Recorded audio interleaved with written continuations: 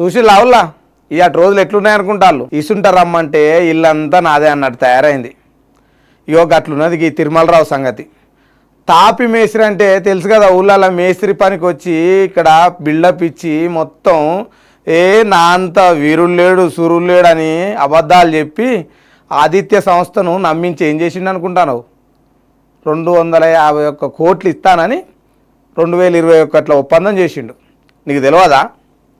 ఫ్లాట్లు మొత్తం అమ్మి అసలు అమ్మకంతో సంబంధమే లేదు, మీకు డబ్బులు మొత్తమే ఇస్తా సార్ అన్నరా లేదా? ఇగో ఇప్పుడు ఎట్లు తెలుసు కదా, ఇక ఒక్కొక్క శాతం ఒక్కొక్క లెక్క అవపడుతుంది. 2022 మార్చిలో నిర్మాణం పూర్తి చేసి నేను మొత్తం అమ్ముతా అని చెప్పినావు.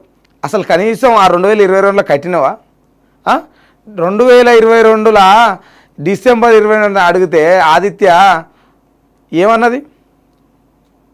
ఏదో పోనీ పని చేసుకుంటాను సార్ చేసుకొని అని నీ మాటలు నమ్మిందా లేదా? మళ్ళీ ఈసారి కూడా నిర్మాణం చేసి మళ్ళీ మంచిగా చేస్తా, మళ్ళీ ఇల్లు కడతా అని చెప్పి మళ్ళీ టైం కడతా అని చెప్పి మళ్ళీ కట్టినావా నువ్వు? కట్టలే. మళ్ళీ అన్నీ అదే మాయ మాటలు. అసలు సంగతి అట్లుంచి అసలు కనీసం జిఎస్టీ కట్టినావా నువ్వు? అసలు డిసెంబర్ 22 నుంచి నీకు గడువు ఇచ్చిళ్ళు, అది పూర్తయినాకనన్నా కనీసం అది పొడిగించాలి అనేది నువ్వు ఇంతవరకు కట్టినావా? నేను ఇన్ని క్వశ్చన్లు అడుగుతానా? ఎన్ని మాయ మాటల్ని, ఎన్ని అవి? ఆదిత్యను ఎంత నమ్మించినావు? నేను నా అంత అది లేదు, నా అంత వీరులు లేడు. నువ్వు ఎక్కడి నుంచి వచ్చినావు? నువ్వు ఎన్ని కట్టడాలు కట్టినావు?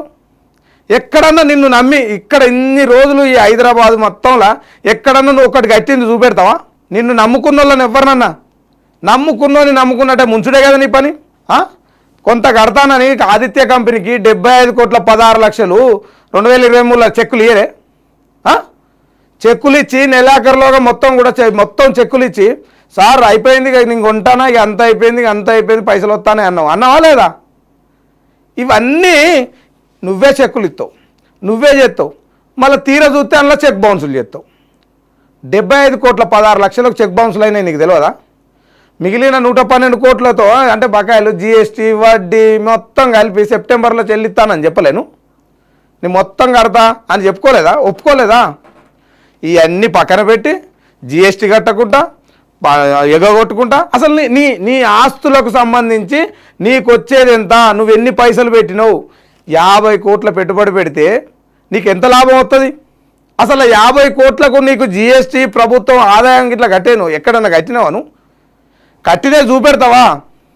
పలాని కాడ నేను కట్టినా అనేది ప్రభుత్వం కాడ ఉత్తిగానే ఊరుకుంటుంది అనుకుంటా ఏంది? తిరుమలరావు, నువ్వు చేసిన మోసాలు ఇక ఎవ్వరు ఆపినా ఆగాయి, నువ్వు జైలుకు పోడు ఖాయం. ఎందుకంటే నీ మీద కోర్టు కేసులే డైరెక్ట్ ఎన్ని కేసులు అయినాయి నీ మీద? అబద్ధాలు చెప్పుకుంటా పోతే ఎన్ని కేసులు అయినాయి? ఇవాళ నువ్వే మళ్ళా నాకు ఆదిత్య పైసలు ఇవ్వాలని బయటికి పోయి చెప్తావు. నీకు పెద్ద మనుషులు తెలుసు అంటావు, ఇదంటావు. మరి ఒక్క మాట మీద ఉన్నావా? ఇగో మీరు చూడు, ఇప్పుడు ఇదంతా ఎందుకని కూడా జిఎస్టీ కూడా కడతానని ప్రాజెక్టు ఫైనాన్స్ కూడా బ్యాంకులకు కట్టాల్సిన వడ్డీ కూడా ఎవరు కట్టిళ్ళు? ఆదిత్య కట్టలేదా? దానికి భారం కాలేదా ఆదిత్యకు? అన్ని షరతులు పోనీ మనోడే పాపం చేసుకుంటాడు బతుకుతాడు కదా అని నీకు దగ్గరికి తీసి నీకు నమ్మిస్తే నువ్వు ఇలా మోసం చేస్తావు. జిఎస్టీ వడ్డీ చెల్లిస్తానని ఎన్నిసార్లు నువ్వు చెప్పినావు? ఫ్లాట్ల తరపున ఆదిత్య సంస్థలు ఇప్పుడు ఆదిత్య సంస్థ ఫ్లాట్లు కొన్న వాళ్ళకు రిజిస్ట్రేషన్ చేయలే, ఒక్కరన్నా వచ్చిల్లా? అట్లాంటిది పోయి నువ్వు చెక్కులు బౌన్సులు చేసి యజమాన్యాన్ని నమ్మించి కోట్ల రూపాయలు. అసలు నీకు నువ్వు ఏమన్నావు? అసలు ఆదిత్య కాడికి ఏమన్నావు నువ్వు వచ్చి?